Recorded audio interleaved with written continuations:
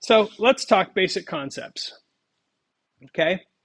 So as we get it, I want to show you some of these basic concepts, and then I'm going to show you those things in code, and I'm going to demo those with some really simple games. So we have sprites on the screen. We talked about this, what a sprite is, but a sprite is composed of two pieces. The surface is the part of the sprite that you can see.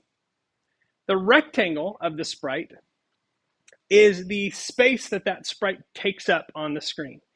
It's also sometimes known as what's called the hitbox. And the hitbox, or the rectangle, constitutes the part of the sprite that we measure to see if that sprite is touching another sprite. So the surface can look irregular in shape. But by default, the rectangle of the sprite is, as the name suggests, a rectangle. So this sprite actually has an invisible part to it that we use to detect if that airplane is touching one of those little missiles.